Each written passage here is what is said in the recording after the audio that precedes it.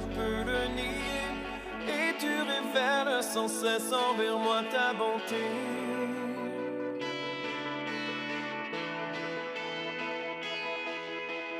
Tu es fidèle, je ne peux le nier.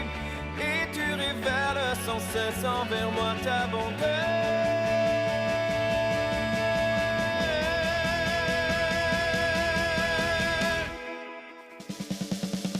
Seigneur, tu ne changes pas. Tu es toujours le même.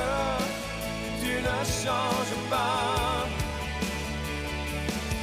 Malgré tous les problèmes, tu restes Dieu, tu demeures ferme. Ton Esprit Saint en moi me redit chaque fois que tu ne changes pas.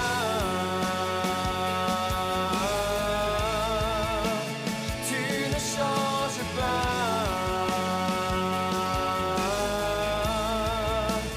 Tu ne changes pas.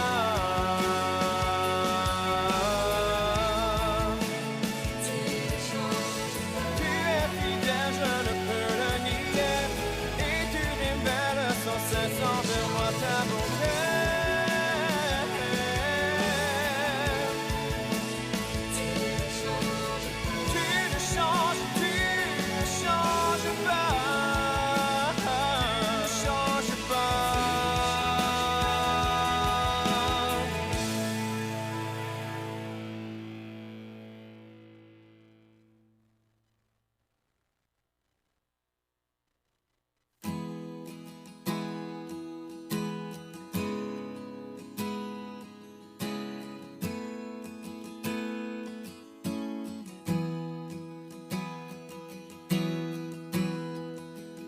Montre-moi la voie, dis-moi où aller, où tu voudras j'irai.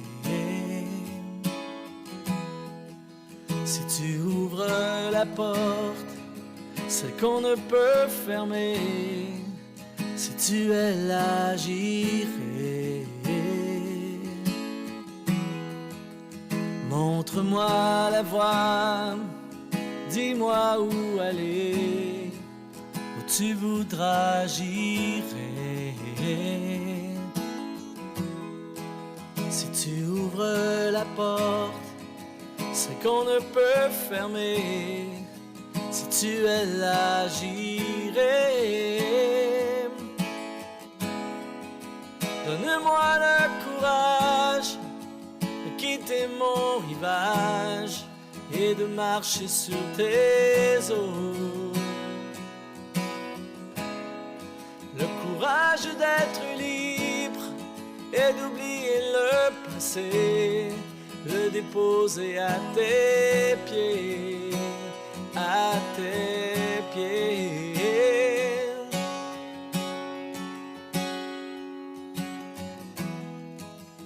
Montre-moi la voie, dis-moi où aller, où tu voudras j'irai. Si tu ouvres la porte, c'est qu'on ne peut fermer, si tu es là j'irai. Donne-moi le courage de quitter mon rivage et de marcher sur tes eaux. Le courage d'être libre et d'oublier le passé, le déposer à tes pieds. Donne-moi le courage de quitter mon rivage et de marcher sur tes eaux. Le courage d'être libre et d'oublier le passé, le déposer à tes pieds, à tes pieds. Où tu voudras j'irai.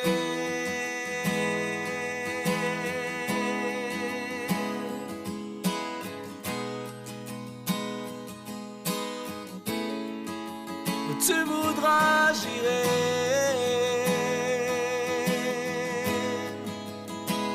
Me voici.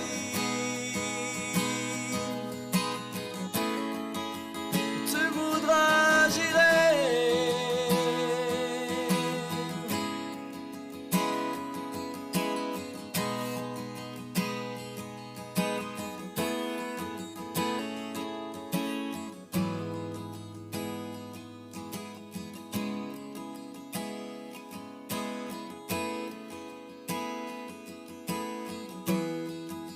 Seigneur, me voici.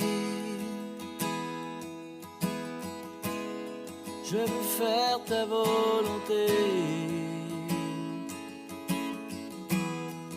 Où tu voudras, j'irai.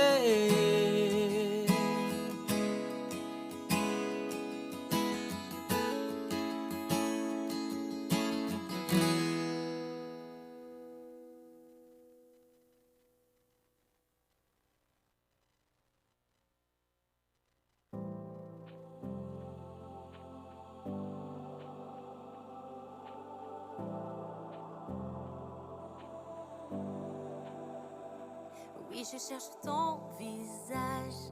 Je veux contempler ta face. Rien dans ce monde ne surpasse ta beauté ou majesté. Mes yeux sur toi, je suis transformée, métamorphosée à ton image comme un miroir. Je reflète ta gloire. Souffle sur moi par ton esprit, rends-moi semblable à toi. Souffle sur moi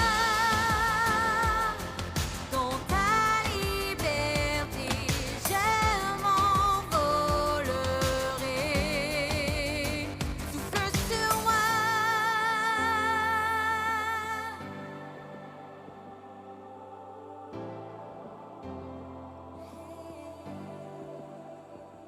Oui, je cherche ton visage.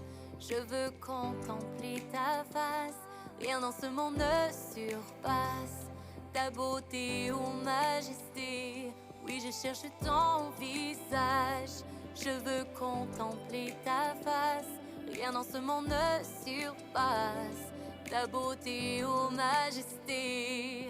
Mes yeux sur toi, je suis transformée, métamorphosée à ton image comme un miroir.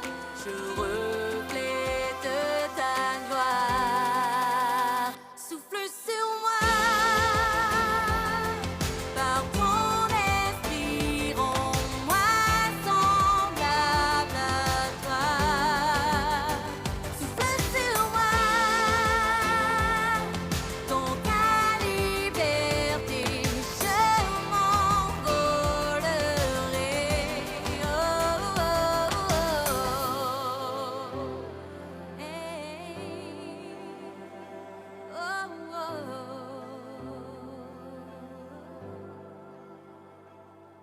Mes yeux sur toi, je suis transformée, métamorphosée à ton image comme un miroir.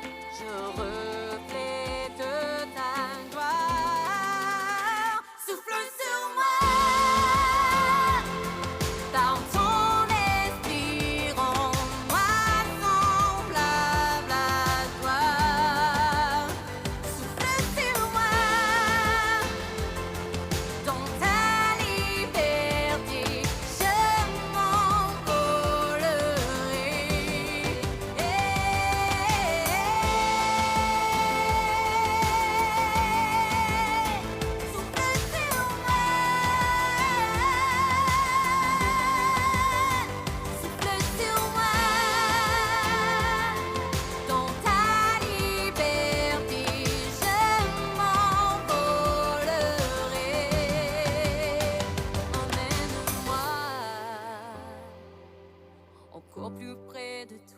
mes yeux sur toi, je suis métamorphosée.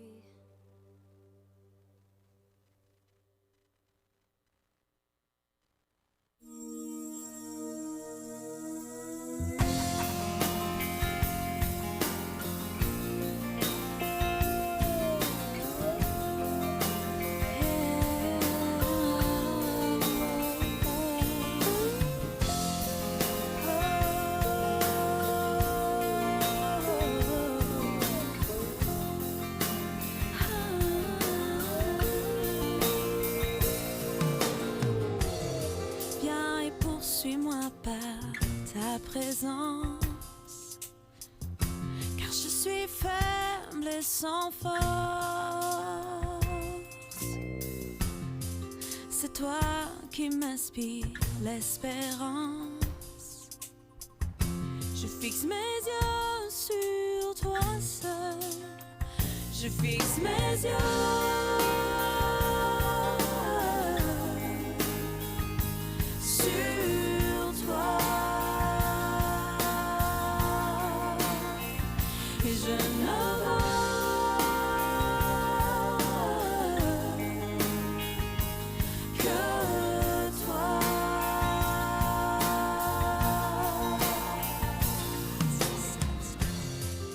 ta grâce ne cesse de m'envahir. Et je ne désire rien de plus que de voir tes promesses accomplies. Je fixe mes yeux sur toi seul. Je fixe mes yeux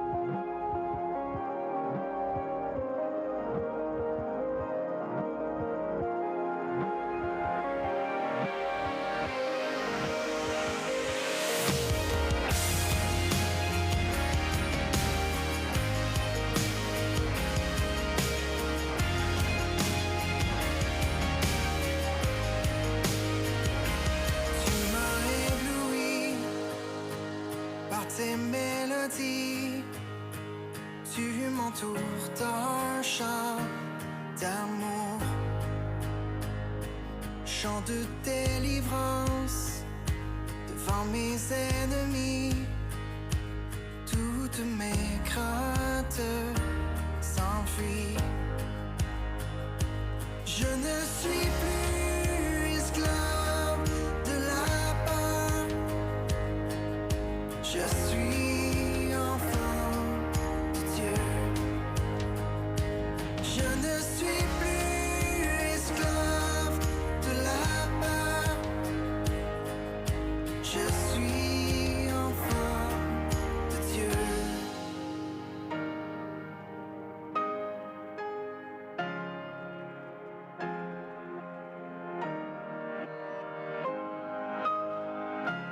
Avant ma naissance, tu m'avais choisi, appelé par mon nom. Tu m'as adopté, je suis de ta famille. Ton sang coule dans mes veines. Je ne suis plus esclave de la peur. Je suis enfant de Dieu. Je ne suis plus esclave de la peur. Je suis enfant de Dieu. Je ne suis plus esclave de la peur.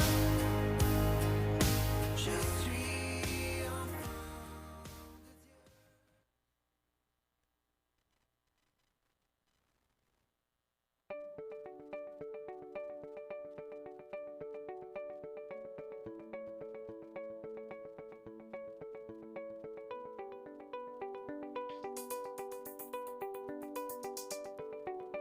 Bonjour, mon nom est André Aymon et bienvenue à l'église communautaire Mountain View, une église où tous sont invités à découvrir et expérimenter Jésus pour ensuite influencer leur communauté.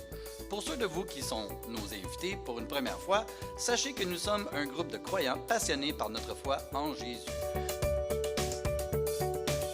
Comme vous pouvez le constater, nous sommes également multigénérationnels.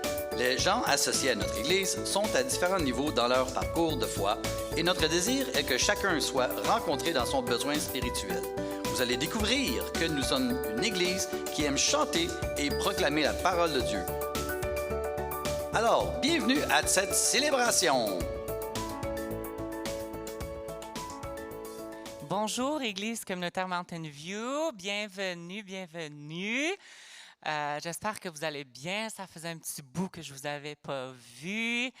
Il me manque la deuxième partie de mon équipe, mais vous allez la voir un jour bientôt, bientôt. Myriam et Noah vont super, super bien.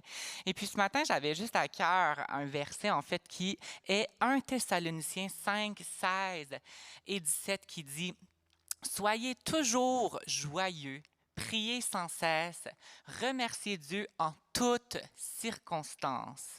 Voilà ce que Dieu demande de vous dans votre vie avec Jésus-Christ. » Donc, peu importe ce que vous vivez, peu importe si c'est une bonne circonstance, moins bonne circonstance, ce matin, on va prendre un temps parce que j'ai choisi des chants qui en fait, nous rendent joyeux et qui glorifient notre Papa Céleste. Donc, si vous êtes prêts, on va y aller ensemble ce matin et on va louer notre Papa Céleste.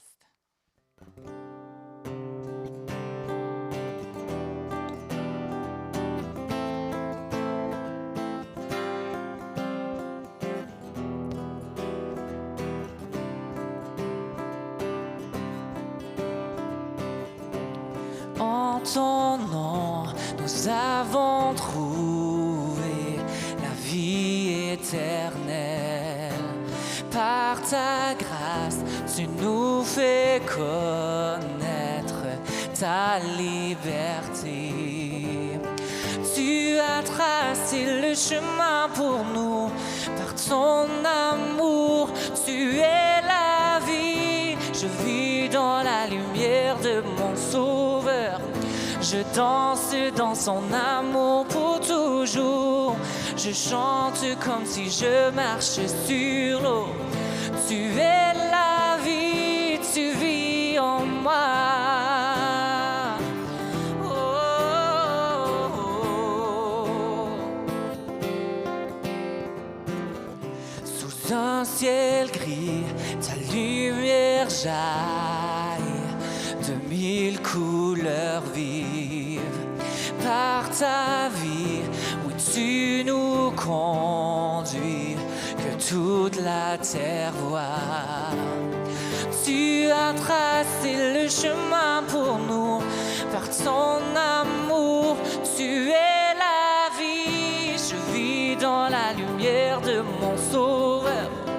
Je chante dans son amour pour toujours. Je chante comme si je marchais sur l'eau. Tu es la vie, tu vis en moi. Oh, yeah, yeah. Tu es la vie, tu vis en moi.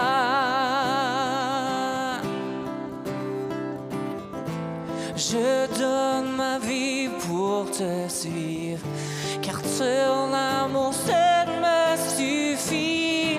Tu es la vie, tu es la vie, tu vis en moi. Pour que ce monde puisse voir ta gloire, pour que ce monde puisse voir que tu es Dieu.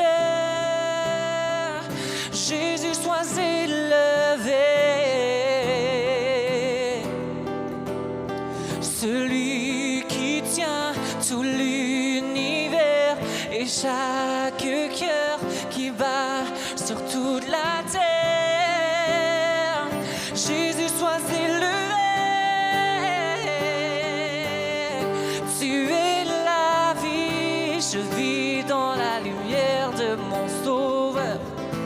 Je danse dans son amour pour toujours. Je chante comme si je marchais sur l'eau. Tu es la vie, tu vis en moi. Oh, oh, oh. Tu es la vie, tu vis en moi.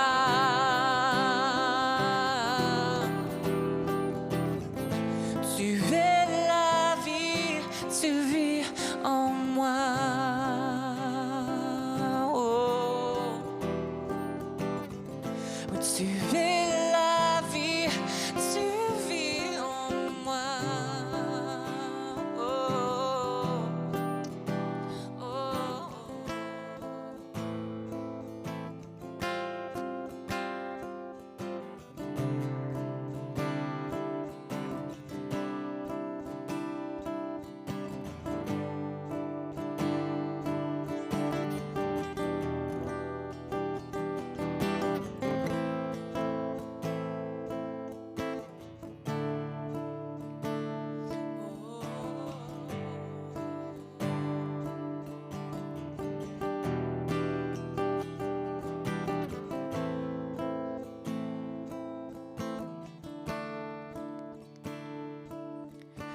Tu es grand Seigneur,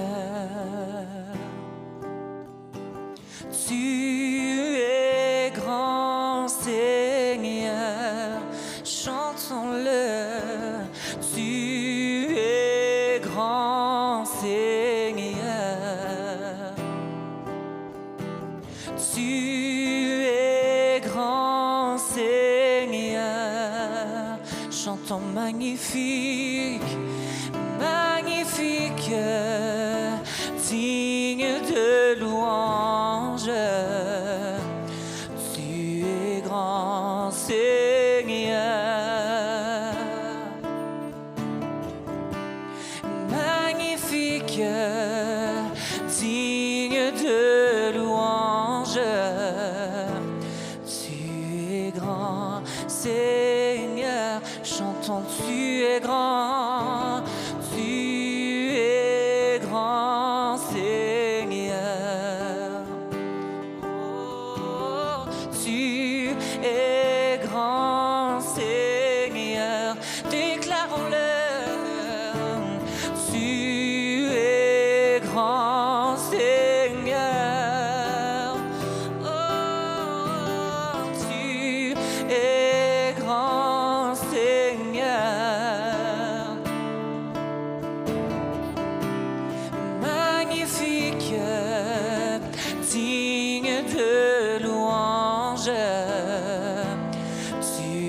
grand Seigneur. Oh, magnifique, digne de louange. Tu es grand Seigneur. Jésus, combien tu es fidèle. Tu ne m'as jamais laissé, jamais abandonné. Jésus, combien tu es fidèle. Tu ne m'as jamais laissé, jamais abandonné. Tu es l'ami fidèle, tendre et si bon. Tu es mon modèle, Jésus est ton nom. Tu es si patient, plein de compassion. Tu sais prendre le temps, fidèle est ton nom, Jésus. Combien tu es fidèle. Tu m'as jamais laissé, jamais abandonné, Jésus. Combien tu es fidèle. Tu m'as jamais laissé, jamais abandonné. Je t'ai souvent trompé dans mon infidélité. Tu m'as jamais renié, fidèle tu t'es montré. Quand j'étais découragé, de ta main tu m'as relevé. Chaque jour tu es là, me soutenant dans mes combats.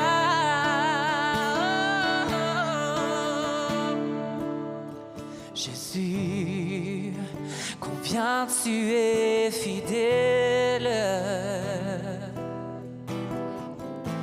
Tu m'as jamais laissé, jamais abandonné, Jésus. Combien tu es fidèle.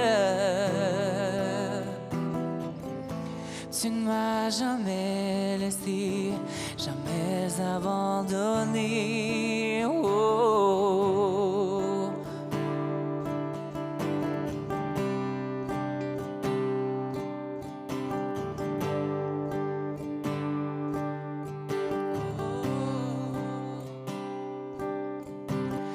Mon Dieu d'amour, me voici devant toi pour te demander un souffle de gloire. Mon Dieu d'amour, j'espère en toi, car je sais que tu règnes, me donnant l'espoir. Oh Dieu, envoie un souffle nouveau qui comble ma vie, qui change mon cœur. Oh Dieu, envoie un souffle nouveau qui comble ma vie, qui change mon cœur.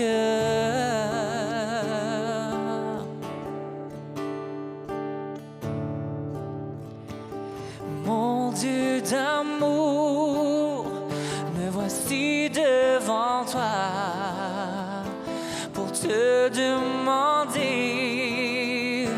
un souffle de joie. Mon Dieu d'amour, j'espère en toi, car je sais que tu règnes, me donnant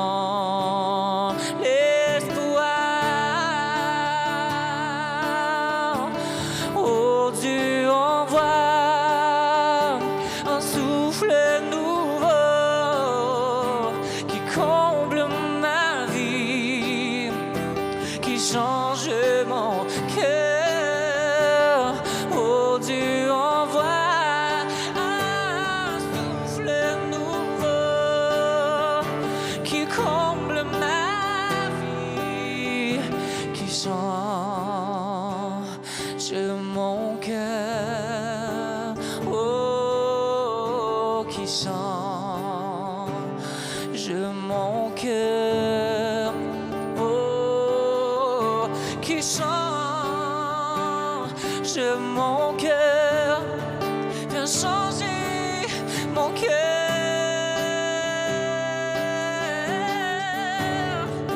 Viens changer mon cœur.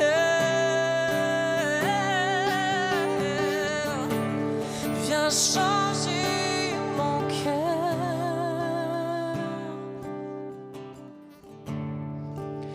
Un souffle nouveau, je louerai ton saint nom. Je louerai ton saint nom, Seigneur Jésus, toute ma vie.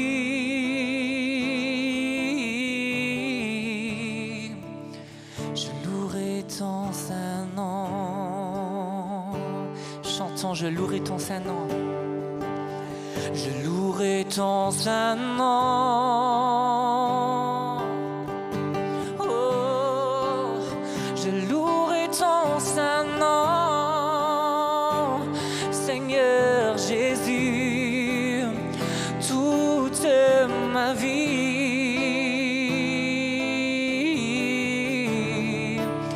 Je louerai ton saint nom.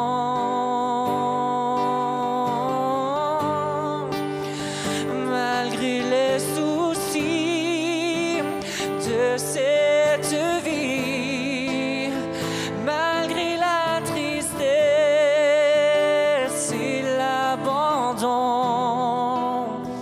toute ma vie,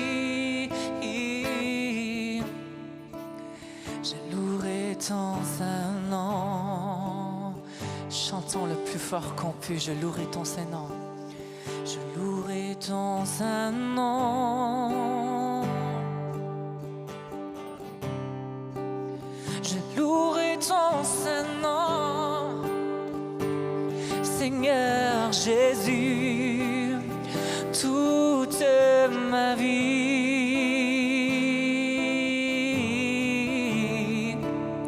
Je louerai ton saint nom.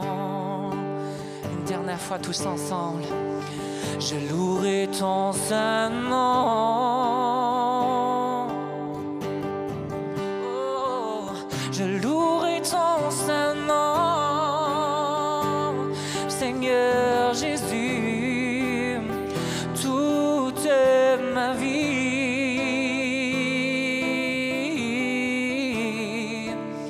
Je louerai ton saint nom.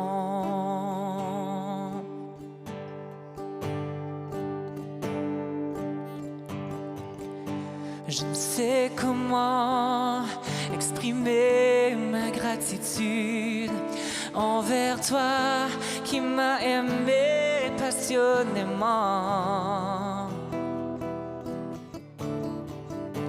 Même au milieu de la multitude, tu m'as touché et je sais que tu es vivant. Ne pourra me séparer de toi, car je connais la réalité de la foi. Pardonne-moi l'incrédulité, je viens vers toi, car je désire la liberté. Oh, permets-moi de t'exprimer tout mon amour. Accorde-moi de tes mains, mon Dieu et mon roi. Oh,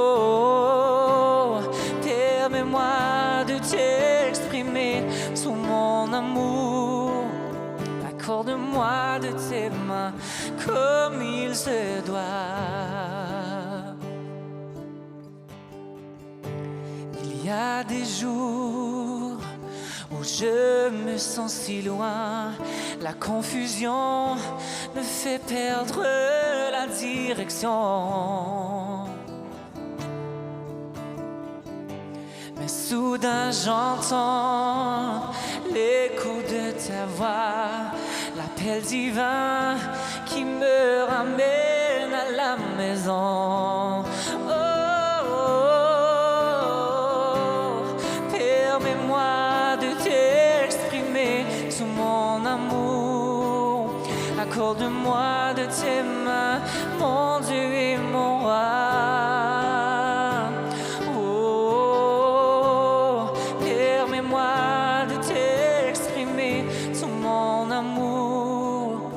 Accorde-moi de tes mains comme il se doit.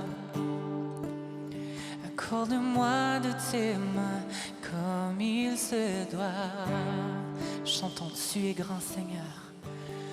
Tu es grand Seigneur. Tu es grand Seigneur. Déclarons-le, tu es grand Seigneur.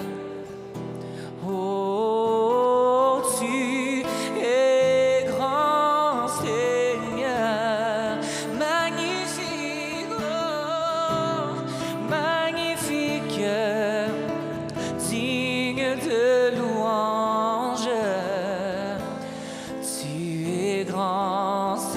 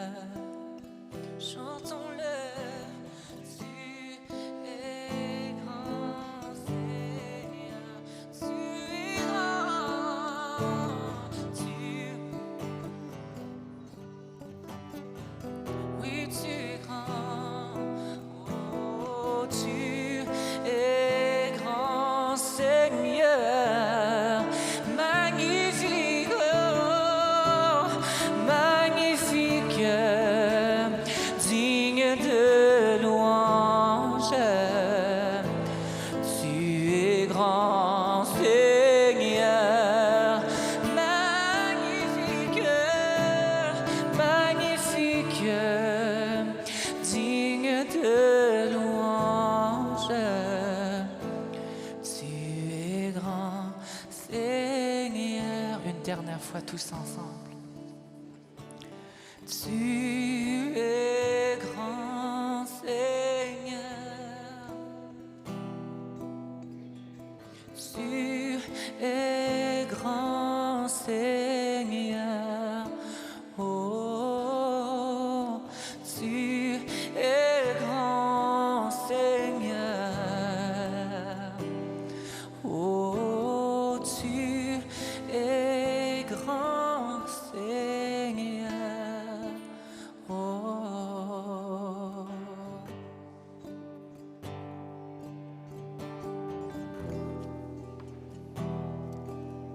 Seigneur, on vient devant toi ce matin parce que tu es grand, tu es notre Dieu. Tu es le Dieu, Seigneur, qui a créé le ciel, la terre, l'univers. Tu es celui qui nous a tant aimés que tu as créé, Seigneur, des êtres avec qui vivre, avec qui être en communion. Et nous voulons te remercier, Seigneur, pour l'amour que tu nous as manifesté. Nous te remercions, Seigneur, pour ton esprit qui habite en nous, pour ton esprit, Seigneur, qui agit en nous, qui nous transforme, qui nous rend semblables à toi. Merci, Seigneur, pour le privilège que nous avons de pouvoir élever nos cœurs et nos voix devant toi. Te remercier, Seigneur, pour ce grand amour. T'exprimer, comme nous avons chanté, t'exprimer notre amour, l'amour que tu as pour nous et l'amour que nous avons pour toi. Et c'est dans ton précieux nom, Seigneur, qu'on a prié. Amen. Amen. Merci André, c'est un plaisir de te voir de retour après un court congé parental. Et c'est un plaisir de vous voir tous ce matin à cette célébration. On a une petite surprise ce matin. Comme vous voyez, le baptistère est ouvert et il est plein d'eau, effectivement. Et on va avoir un baptême. Dina devait se faire baptiser sur la réserve avec sa famille, où est sa famille, en fin de semaine, mais à cause d'un problème de COVID, la réserve est fermée et personne ne peut entrer et sortir. Donc, Guillaume m'a demandé vendredi s'il y avait possibilité que Dina se fasse baptiser avant leur départ pour la France, mercredi. Ils partent pour un an en France. Alors, on a dit certainement, on va trouver un moyen de faire le baptême. Alors, ce matin, c'est Guillaume qui va avoir le privilège de pouvoir baptiser Dina et on va le faire durant le temps de la réunion pour être capable de l'enregistrer pour que sa famille ait accès aux vidéos. Alors, on invite Dina et Guillaume de bien vouloir s'approcher. Et comme des raisons, quand on est dans l'eau, on ne peut pas toucher à des micros, donc eux vont être dans l'eau, moi je vais tenir le micro et surtout ne me touchez pas. Comment ça, je vais m'occuper de la petite. Fait que si, regarde, on a besoin de toi, là. Regarde, on peut laisser la petite venir, là, laissez. Oui, emmenez la petite, là. C'est une affaire de famille, là. OK? On ne sera pas... Tu peux pas l'entrer dans l'eau, par exemple?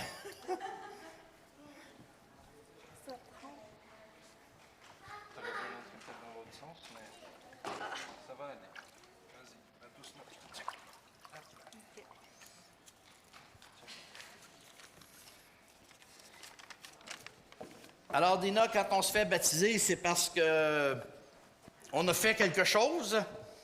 C'est pas un acte criminel, là. Mais on a fait quelque chose. Alors, on aimerait ça que tu nous expliques un peu la raison pour laquelle tu veux te faire baptiser. Ne touche pas au micro. Tu peux enlever ton masque. Ouais. Mais je sais pas si vous savez, mais moi, je viens d'une culture où l'occultisme et la religion catholique sont vraiment très présentes. Étant plus jeune, j'imaginais aucunement que la spiritualité amérindienne, comme les trucs comme l'horoscope, le tarot, les médiums faisaient en fait partie de l'occultisme. Bon, quand j'entendais ce mot-là, je pensais au film où les gens faisaient carrément des cultes à Satan avec les gros habits rouges. Là, à un moment donné, j'ai commencé à avoir des attaques de démons dans mon sommeil, des paralysies du sommeil et des fois même des présences physiques où je pouvais les voir à côté de moi. Pendant des années, j'ai vécu toutes ces choses terrifiantes en sachant même pas quoi faire avec ça. Même si je sais pas comment l'expliquer, mais j'avais beau aimer Jésus en portant des chapelets et tout, ça donnait jamais rien. Et même, on mettait aussi des fois de l'eau bénie dans ma chambre. Ça n'a jamais rien réglé au problème. Et ma première expérience avec Jésus, c'est quand je lui ai adressé directement la parole en lui donnant ma vie, en le reconnaissant comme Seigneur et Sauveur et en lui demandant de me délivrer. Et ensuite, il y a encore eu beaucoup de choses merveilleuses qui sont arrivées dans ma vie, comme la guérison aussi des douleurs atroces que j'avais à la colonne vertébrale, auxquelles j'étais destinée à avoir toute ma vie parce que j'avais eu une fracture à la colonne. Et puis aussi quand je repasse le film de ma vie, j'ai failli quand même mourir quelques fois et puis il a toujours été là à me protéger. Il y a quelques mois, j'ai découvert en cherchant aussi le sens de ma vie qu'il m'appelait à le servir et je sais maintenant comment je vais le faire. Et je veux le remercier pour tout ce qu'il a fait pour moi en m'engageant publiquement à le suivre, en me faisant baptiser aujourd'hui. Amen. Amen. Alors, effectivement... Mais dans l'eau? Oui, c'est quoi ta baptise? Moi, j'allais là. Ah, tu pensais pas d'aller dans l'eau? Ah, ben, fallait d'ici.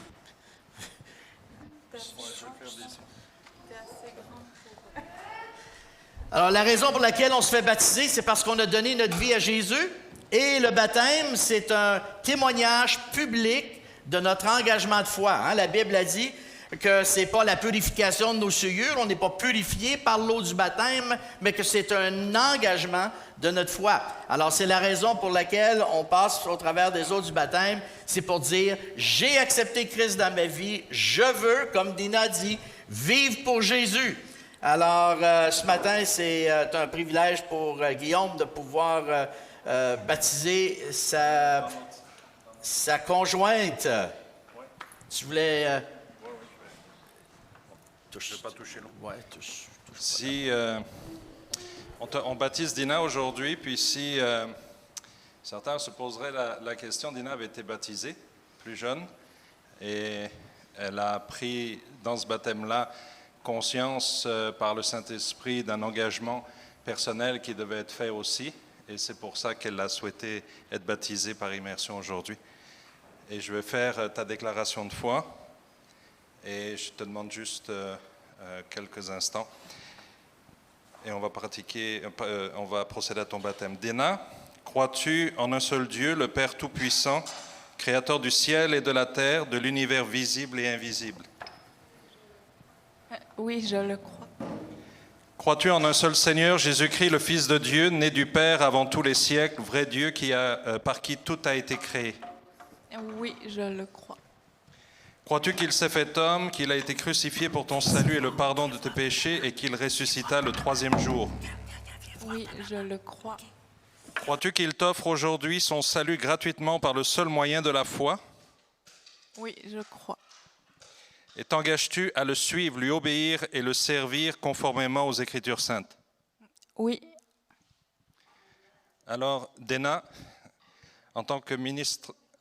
Oui, je vais le donner à Pierre. Dina, en tant que ministre ordonné et sur ta déclaration de foi, je vais te baptiser au nom du Père, du Fils et du Saint-Esprit. N'oublie pas de te boucher le nez. Mets ta main sur ton nez, ta bouche. T'es prête? C'est parti?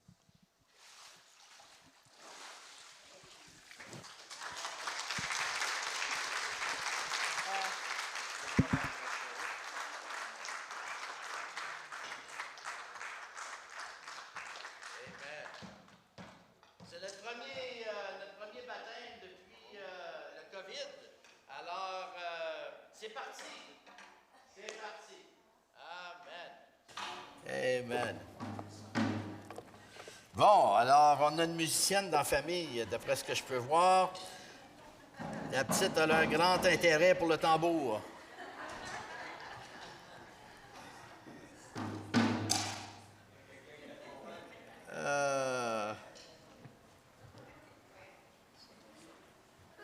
Bon, OK. Alors, êtes-vous prêts pour la déclaration concernant la Bible? Ah, moi, c'est mon dernier dimanche, là, parce que les autres reviennent de vacances. Fait que c'est le dernier dimanche, probablement, que vous allez répéter cette déclaration. Fait que je vous invite à vous lever. Si vous avez vos Bibles avec vous, on va faire cette déclaration concernant la parole de Dieu. Vous êtes prêts? OK. Cette Bible est la parole de Dieu. Elle est pleine de vie et de puissance. Elle discerne et révèle les sentiments et les penchants juge mes pensées et mes intentions les plus secrètes. Elle dévoile le cœur de Dieu pour ma vie, ma famille et mon Église. En la pratiquant, ma vie est solidement fondée dans la volonté et le règne de Dieu et je suis éternellement. Amen. Amen. Je vous invite à prendre vos places. Et voilà la raison pour laquelle on lit la parole de Dieu. Que tous les jours, on veut aller lire la parole, voir qu'est-ce qu'elle a à nous dire et la laisser pénétrer dans notre cœur, comme dit l'Épître aux Hébreux. Elle est comme une épée tranchante qui pénètre dans notre cœur et qui partage âme et esprit, nos pensées et nos sentiments. Bien, on a terminé la semaine passée notre étude sur le ciel. Donc, cette semaine, je ne vous parlerai pas du ciel, mais je vais vous parler d'autres choses. Le titre de ma prédication, c'est « Choisi pour faire une différence ». Choisi pour faire une différence. Et notre texte qu'on va utiliser, c'est le livre des Juges au chapitre 6, et on va utiliser l'histoire de Gédéon. Il y a 3 points que je veux partager avec vous ce matin. Et les 3 points, c'est ce n'est pas nos émotions qui sont importantes, mais notre identité. Ce ne sont pas nos émotions qui sont importantes, mais notre identité. Deuxièmement, Dieu veut optimiser notre potentiel et notre capacité. Dieu veut utiliser le potentiel et la capacité qu'on a. On part avec ce qu'on a, on commence avec ce qu'on a. Et troisièmement, parfois, nous sommes appelés à servir dans les moments qui ne sont pas propices pour nous. Les opportunités de service, ce n'est pas juste quand on est prêt. D'ailleurs, c'est rare que c'est juste quand on dit « OK, Seigneur, je suis prêt, là, j'attendais après ça. » C'est rare, ce genre d'opportunité-là, nous allons le voir ce matin. Le verset clé est le texte dans Juges, chapitre 6, le verset 14, lorsque Dieu dit à Gédéon, « Va avec la force que tu as et délivre Israël de l'oppression de Madina. N'est-ce pas moi qui t'envoie? N'est-ce pas moi qui t'envoie? N'est-ce pas moi qui t'ai choisi? N'est-ce pas moi qui t'envoie? » Alors, commençons avec le premier point et voyons comment Gédéon a choisi de faire une différence dans sa génération. Le premier point, c'est ce n'est pas par nos émotions, c'est-à-dire ce n'est pas nos émotions qui sont importantes, mais plutôt notre identité. Depuis le mois d'avril, je travaille sur un projet, mon projet majeur pour cette année. C'est un projet où j'accompagne des jeunes leaders. Moi, je les considère jeunes, là, parce qu'ils ont entre 25 à 45 ans. Des jeunes personnes entre 25 à 45, et je les aide à découvrir leur potentiel inexploité, clarifier leur mission de vie, faire des choix qui vont optimiser leurs capacités, surmonter la peur et les pensées limitantes en développant les compétences pour maximiser leur potentiel et ainsi élargir leur sphère d'influence et réaliser les rêves et les visions que Dieu a placés dans leur cœur. C'est un privilège pour moi de me concentrer cette année sur le développement des jeunes leaders. Dans les 8 prochaines années, 60% des personnes qui sont dans des postes de leadership, soit comme pasteurs ou des dirigeants de différents ministères, 60% de ces gens-là vont être à la retraite. Mais on n'a pas 60%, le même pourcentage de jeunes leaders qui attendent pour prendre la relève. Alors, je me consacre cette année à travailler, à former, à développer des jeunes leaders pour qu'ils puissent prendre la relève. En 4 semaines, j'ai complété 31 sessions de coaching de 90 minutes pour savoir quels étaient leurs rêves. À quoi rêvent-ils? Quelles sont les visions qu'ils ont dans leur cœur, ces jeunes leaders? Qu'est-ce qui meuble les couloirs de leurs pensées? Qu'est-ce qui meuble leurs aspirations? Ils aspirent à quoi? Qu'est-ce qu'ils croient, pensent que Dieu veut faire avec leur vie? Alors, j'aimerais ce matin vous donner quelques exemples des commentaires qu'ils m'ont faits. Comme de raison, il y en a qui m'ont dit qu'ils voulaient terminer leur collège biblique et leurs études universitaires. Et il y en a toujours qui veulent se marier et avoir une famille. Au-delà de ces 2 points-là, voici ce qu'ils m'ont dit. Un m'a dit qu'il voulait travailler à plein temps dans une église. Un autre m'a dit qu'il voulait bâtir des églises dans des pays en voie de développement, là où ils n'ont pas accès à des ingénieurs, des contracteurs pour le faire. C'est un ingénieur, puis lui, ce qu'il veut faire, c'est donner ses services et bâtir des bâtiments d'église et des orphelinats. Une autre m'a dit qu'elle voulait enregistrer un album de louanges et perfectionner le ministère de louanges qu'elle a. Une autre me dit qu'elle veut développer un ministère pour les enfants de pasteurs. Elle a été fille de pasteur et elle m'a dit qu'elle voulait développer un ministère pour les enfants de pasteurs qui ont été blessés et déçus par l'Église et qui ont ensuite délaissé la foi. Un autre m'a dit qu'il voulait développer son leadership pour investir dans la croissance des gens.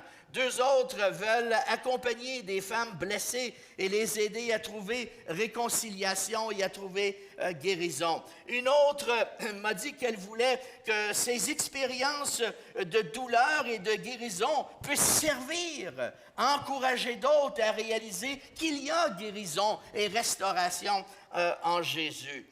Une autre veut créer une communauté avec diverses personnes qui ont la capacité de contribuer à la guérison et la restauration des femmes afin qu'elles puissent influencer leur culture et leur entourage. Une autre me disait qu'elle voulait créer un réseau pour aider aux gens à rester connectés parce que pendant la pandémie, ce qu'elle a réalisé, c'est que nous sommes tous des êtres relationnels, mais nous vivons isolés, détachés les uns des autres, même à l'intérieur de l'Église. J'ai réalisé que j'étais détaché des gens. Il faut trouver un moyen de pouvoir créer des communautés de soutien. La majorité de ces jeunes leaders veulent vivre une vie significative qui va faire une différence dans leur entourage. Alors, j'ai une question pour vous ce matin. Et je sais que la majorité d'entre vous, vous avez plus que 45 ans. Mais ce n'est pas parce qu'on a plus que 45 ans qu'on est fini. Moi, j'en ai 67, puis je suis en train de commencer une nouvelle saison de ma vie. Là. Je suis loin d'être fini. OK? Alors, attachez votre sucre, là. Voici la question. Que croyez-vous être votre raison d'être, votre mission dans la vie? Quelles sont les œuvres que Dieu a préparées d'avance pour vous? Comment croyez-vous que Dieu veut utiliser votre vie pour bénir les autres, peu importe votre âge? C'est quoi? Qu'est-ce qui se passe dans votre cœur? Qu'est-ce que vous entendez de la part de Dieu, à savoir comment Dieu veut utiliser votre vie? Quelle sera votre réponse? Je vous invite ce matin à être attentif à ce que l'Esprit de Dieu a déjà soufflé dans vos cœurs et peut-être ce qui va souffler dans votre cœur ce matin. Après leur avoir posé la même question à ces jeunes leaders, j'ai posé une deuxième question. Parce que c'est une chose de savoir ce que Dieu veut faire, mais la deuxième question est extrêmement importante et c'est celle-ci. Quels sont les obstacles qui vous empêchent de réaliser vos rêves et votre vision? Parce qu'on peut avoir le cœur rempli de rêves et de visions et absolument rien faire. Être paralysé. On sait que Dieu nous invite à faire quelque chose, mais on est paralysé pour différentes raisons. Et voici ce que ces jeunes leaders m'ont dit. Une m'a dit, j'ai peur de me tromper. Une autre m'a dit, j'ai peur de l'échec. Un autre m'a dit, je ne me sens pas qualifié pour la vision que j'ai.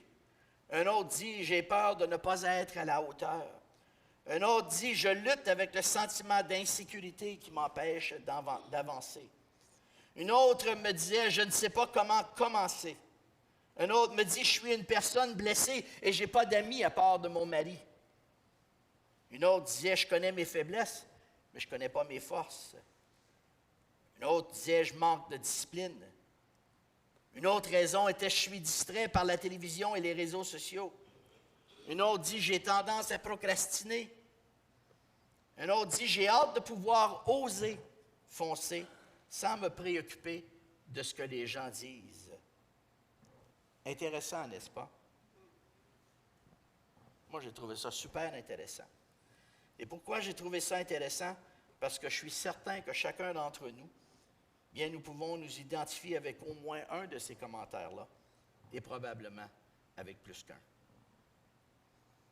C'est des choses que nous aussi, on a dit. Quelles sont les raisons que vous invoquez qui vous empêchent d'avancer avec un projet que Dieu vous a déjà mis à cœur? Alors, je vous invite à continuer notre réflexion. Et on va le faire en se posant la question, est-il possible qu'il y ait des moments où nous formulons toutes sortes d'excuses pour lesquelles nous ne sommes pas la bonne personne pour réaliser un rêve, un fardeau que nous avons à cœur, mais qu'en réalité, ces excuses ne sont que des mensonges que nous choisissons de croire parce que nous avons peur ou pour d'autres raisons. Chers amis, la majorité des excuses qu'on a énumérées sont ce qu'on appelle des croyances limitantes. Et nous avons tous des croyances limitantes. Les croyances limitantes, bien, sont en réalité de fausses croyances qu'on a développées parfois dans notre enfance, au début de notre vie chrétienne, peu importe, mais c'est des croyances qu'on a développées au travers de notre vie, au travers des expériences de notre vie, qui en fin de compte nous paralysent dans la progression de notre vie et de notre service envers Dieu. La personne qui s'est fait dire jeune dans sa vie, tu ne réussiras jamais à rien faire, cette personne-là, quand elle tente de faire quelque chose, cette pensée limitante est là, cette croyance limitante est là, et ça la paralyse dans ce qu'elle se prépare à faire. Un autre terme que nous utilisons aujourd'hui, c'est la voix du saboteur intérieur. Cette voix qui nous dit, tu n'es pas capable. Qu'est-ce que tu fais ici? Tu n'as pas d'affaires ici. Tu te prends pour qui pour vouloir faire cela? Et sachez, mes amis, qu'il y a plusieurs personnages bibliques qui ont dû, eux aussi, confronter le saboteur intérieur. Et ce matin, j'aimerais attirer votre attention sur l'histoire de Gédéon. Gédéon, ça n'est un classique. Un autre classique, c'est Moïse. Quand vous lisez l'appel de Moïse, on retrouve sensiblement les mêmes traits. Mais ce matin, je veux me concentrer surtout sur l'histoire de Gédéon. La Bible nous dit, dans le livre des Juges, au chapitre 6, que les enfants d'Israël s'étaient détournés de Dieu et avaient adopté des coutumes religieuses des Cananéens. Donc, Dieu les livre entre les mains des Madianites. Et pendant 7 ans, les Israélites ont été obligés de se cacher dans les cavernes et dissimuler leurs provisions pour ne pas être volés de la part des Madianites. Et dans Juges, le chapitre 6, voici la manière que le texte décrit la situation. Il nous dit, ils campèrent en face de lui. Alors les Madianites campèrent en face du peuple d'Israël, détruisant les productions du pays jusqu'à vers Gaza, et ne laissaient en Israël ni vivre, ni brebis, ni bœuf, ni âne, car ils montaient avec leurs troupeaux et leurs tentes, ils arrivaient comme une multitude de sauterelles, ils étaient innombrables, eux et leurs chameaux, et ils venaient dans le pays pour le ravager. Israël fut très malheureux à cause de Madéan, et les enfants d'Israël criaient à l'Éternel. Les enfants d'Israël criaient à l'Éternel. Ah, viens nous secourir, viens nous aider. Dans les versets 8 à 10, nous voyons Dieu qui parle au peuple d'Israël, puis il leur dit, je vous ai délivrés. Je vous ai délivrés de l'Égypte et je vous ai montré que j'étais votre Dieu, que je vous avais à cœur, que je vous prenais à cœur, je voulais être votre Dieu et que vous deviez me servir moi seul. Mais vous, qu'est-ce que vous avez fait? On savait que ça allait faire ça, là. OK. on est arrivé dans le fond, là, puis c'est le fond du baptistère que vous entendez, là. OK, ça siphonne. Bon, c'est comme siphonner un milkshake. OK, alors il dit, je vous ai dit que vous deviez me servir moi seul, et vous, qu'est-ce que vous avez fait? Vous avez décidé de servir des dieux païens. Et au verset 10, nous voyons que Dieu décide de les aider en dépit de leur désobéissance, en envoyant l'ange de l'Éternel avec une mission pour Gédéon. Maintenant, c'est intéressant. Où est Gédéon lorsque l'ange de l'Éternel lui apparaît? Au verset 10, nous lisons « Gédéon battait du froment au pressoir pour le mettre à l'abri de Madéan. » Maintenant, battre du froment, là, ça veut dire prendre le blé, là, de battre le blé pour séparer les grains de blé des tiges. Habituellement, tu fais ça à l'extérieur, hein, parce que ça fait de la poussière. Mais où est-il? Il est caché dans une caverne, dans un pressoir à vin. Pourquoi? Parce qu'il a peur pour sa vie. Parce qu'il veut protéger la récolte qu'il est en train de préparer. Gédéon avait peur. Donc, la peur fait partie, c'est un élément normal dans la vie. Il avait peur des Madianites. Pourtant, l'ange de l'Éternel le rassure en lui adressant une parole que moi je trouve tout à fait intéressante dans le contexte. Il lui dit, « L'Éternel est avec toi, vaillant héros. » Wow! Il n'y a rien qui nous laisse croire que Gédéon avait l'épée à sa ceinture en train de dire « Venez-vous-en, l'ennemi, moi je suis en train de préparer la récolte pour mon peuple, et puis il n'y a pas de problème, je vous attends si vous voulez vous approcher. » Pantoute, il est caché dans une caverne. Pourtant, Dieu lui donne le nom de vaillant héros. Et voici la conversation qui prend lieu entre Gédéon et l'ange de l'Éternel. Au verset 14, nous lisons, « L'ange de l'Éternel lui apparut et lui dit, « L'Éternel est avec toi, vaillant héros. » Gédéon lui dit, « Oh, mon Seigneur, si l'Éternel est avec nous, pourquoi toutes ces choses nous sont-elles arrivées? Et où sont tous ces prodiges que nos pères nous racontent quand ils disent, « L'Éternel ne nous a-t-il pas fait sortir hors de l'Égypte? » Maintenant, l'Éternel nous abandonne et il nous livre entre les mains de Madéan. L'Éternel se tourna vers lui et lui dit, « Va avec cette force que tu as et délivre Israël de la main de Madéan. N'est-ce pas moi qui t'envoie? » Et Gédéon lui dit, « Oh, mon Seigneur, avec quoi délivrerai-je Israël? Voici, ma famille est la plus pauvre en Manassé, et je suis le plus petit dans la maison de mon père. » Et l'Éternel lui dit, « Mais je serai avec toi, et tu battras Madéan comme un seul homme. » Wow! Quel récit intéressant!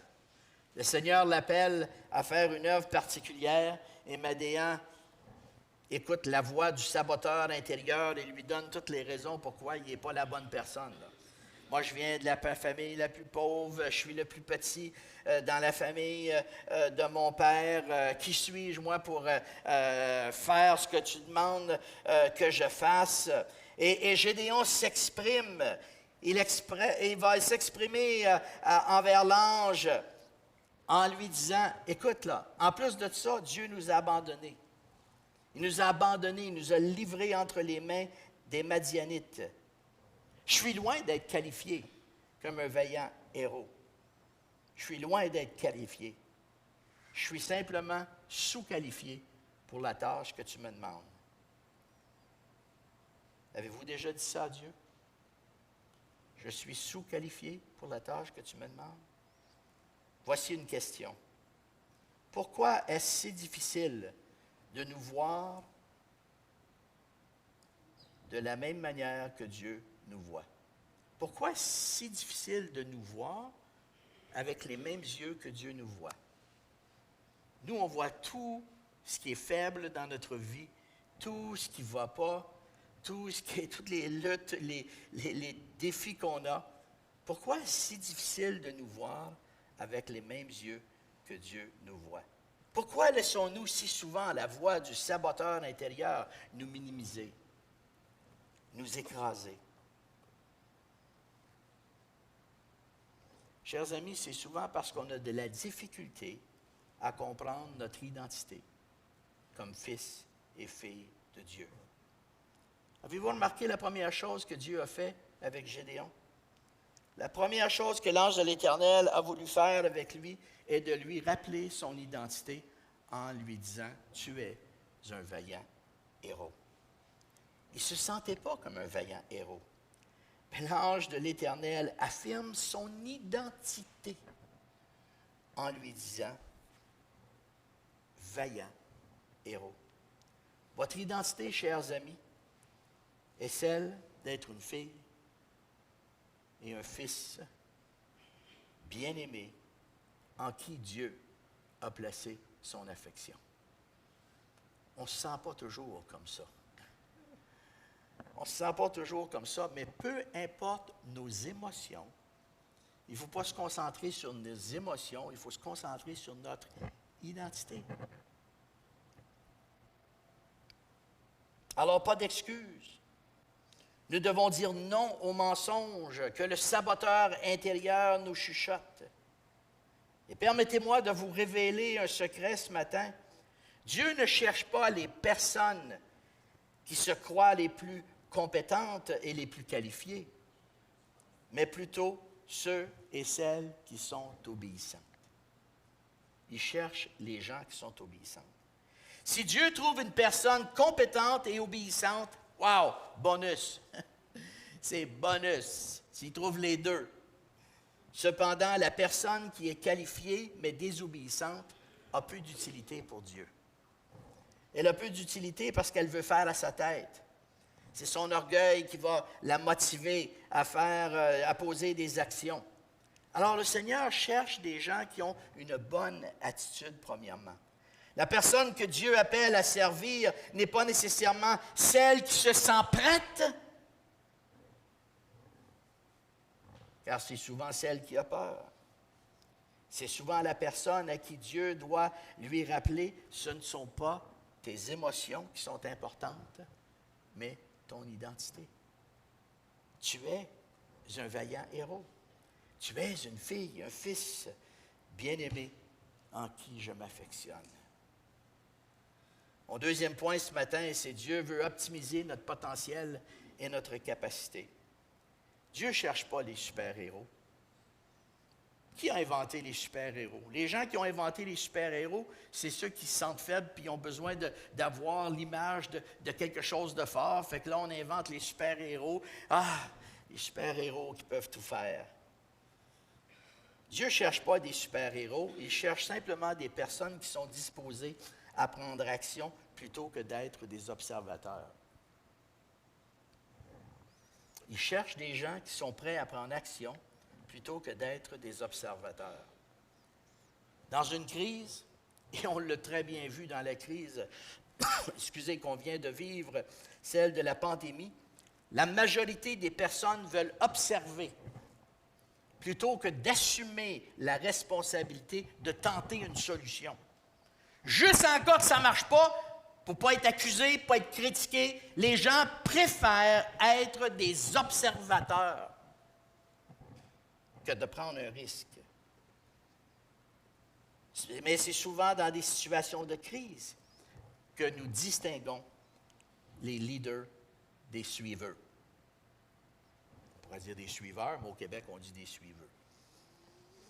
C'est dans une crise que nous distinguons ceux qui guident, qui stabilisent, qui rassurent les gens, plutôt que d'alimenter l'insécurité et le chaos par leurs propres insécurités et chaos. Les leaders ne sont pas nécessairement les plus compétents, les plus expérimentés. Ils sont simplement ceux qui sont disposés à poser un geste. Essayez. On va essayer quelque chose. Pas certain que ça va marcher, mais on va l'essayer parce qu'essayer, c'est mieux de rien faire. Et j'aime le conseil que l'ange de l'Éternel donne à Gédéon au verset 14 lorsqu'il lui dit « Va avec la force que tu as et délivre Israël de l'oppression de Madéan.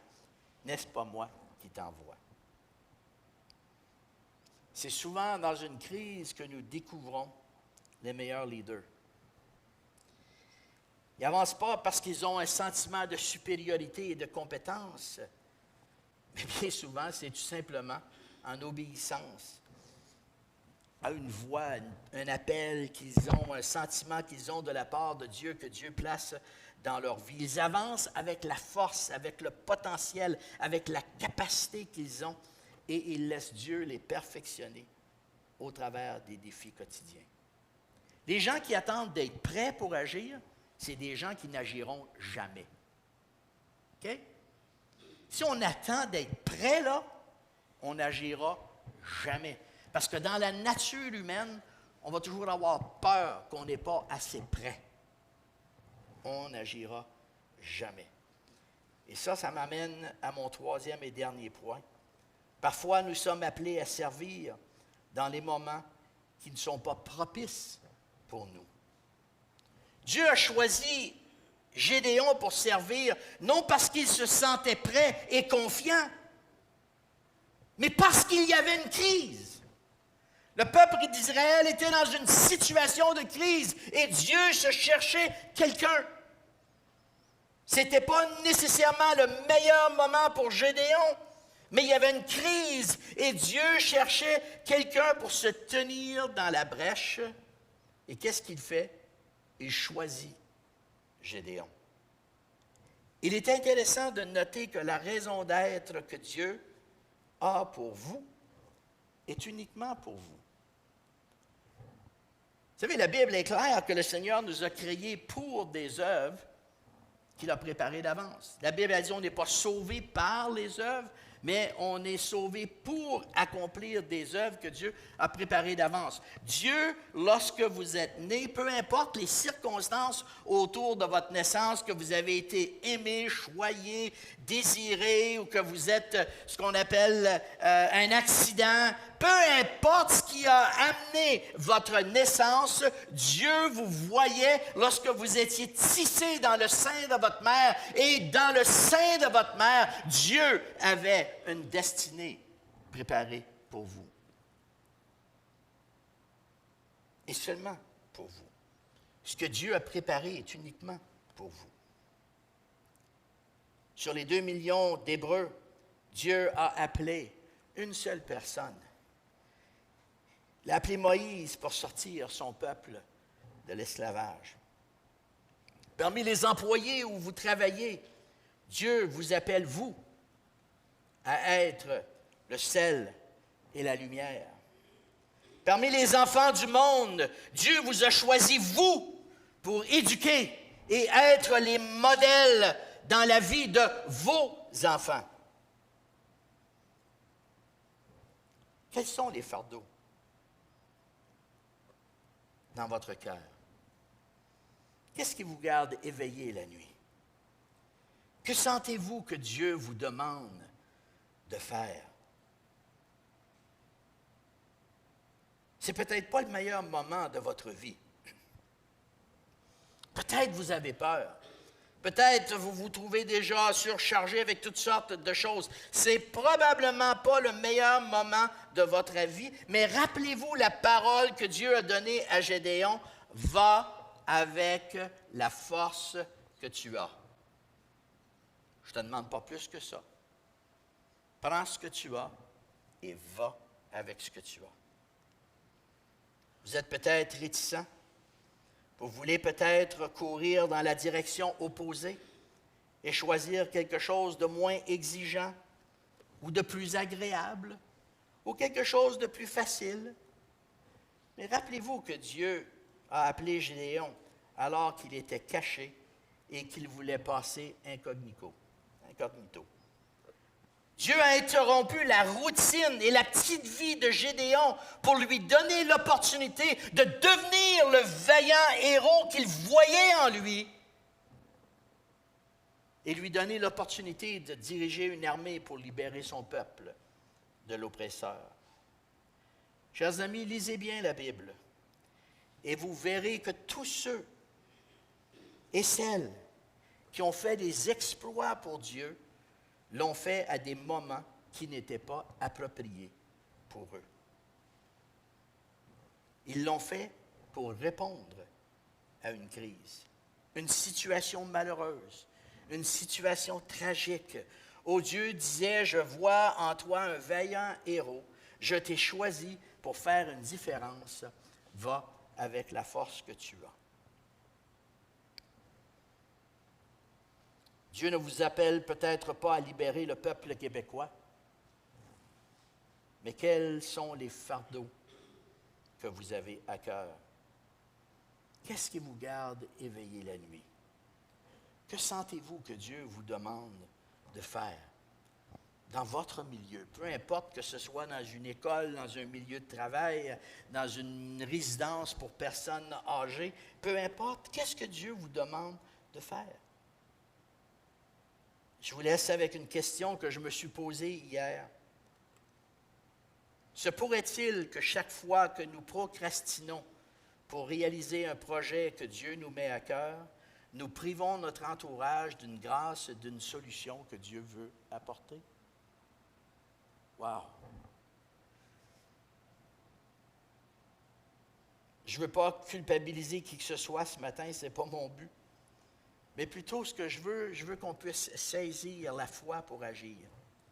Je veux qu'on puisse saisir la foi pour poser un geste, qu'on puisse répondre à l'appel que Dieu place dans nos cœurs.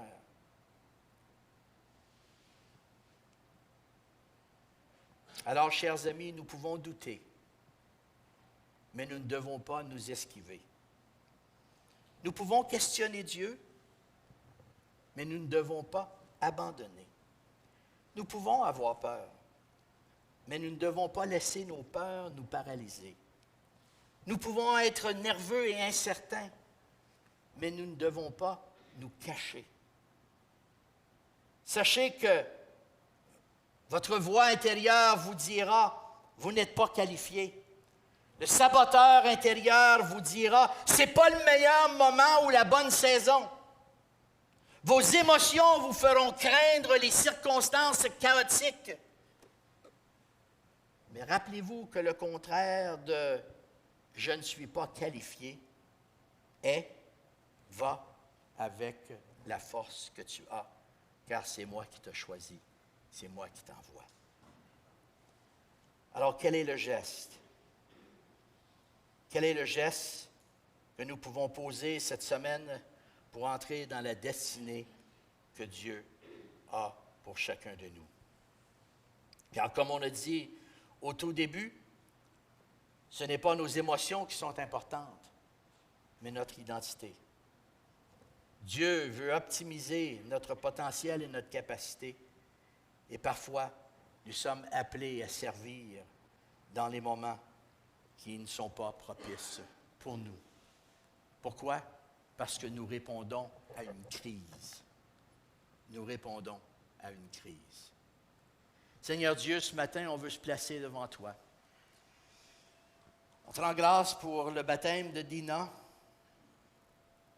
pour cette jeune femme qui a pris la décision de te suivre, une décision que nous avons tous prise ici, dans cette salle, et pour nos auditeurs qui nous entendent sur les voies de l'Internet, plusieurs ont également répondu à cet appel.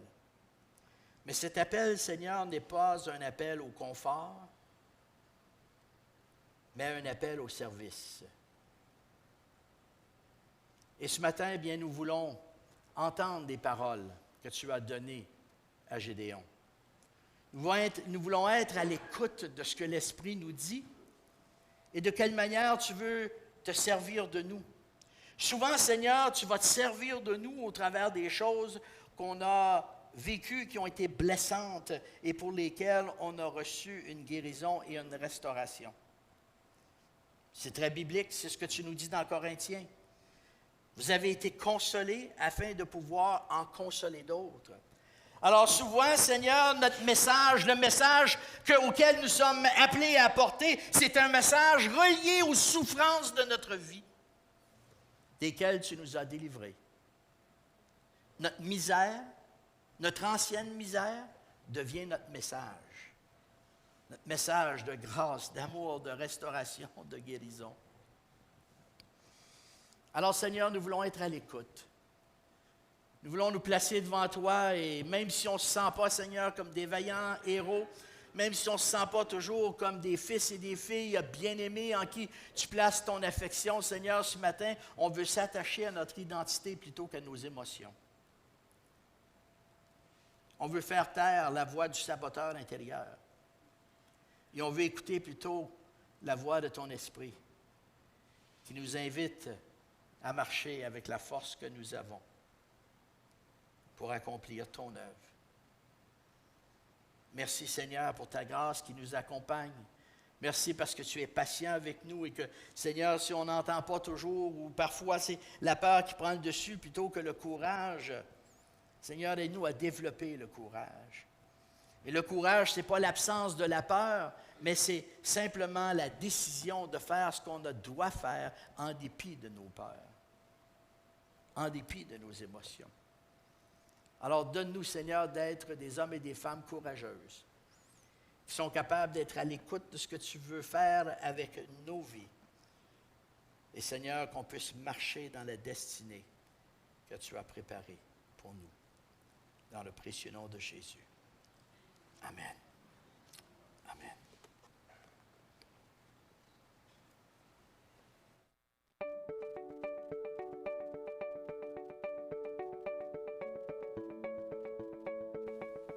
Merci d'avoir participé au service de l'Église communautaire Mountain View. Quel plaisir de pouvoir louer Dieu avec vous ce matin.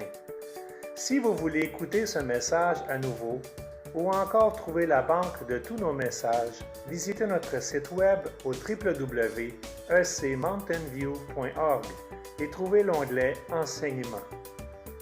Vous y trouverez tous les messages en version vidéo et en version podcast. Pour toute autre question, veuillez nous contacter par courriel à info@ecmountainview.org. Je vous laisse avec ce dernier verset dans Colossiens chapitre 3 qui nous encourage que peu importe ce que nous faisons, de le faire de bon cœur comme pour le Seigneur. Sur ce, passez une belle semaine et en espérant vous revoir la semaine prochaine.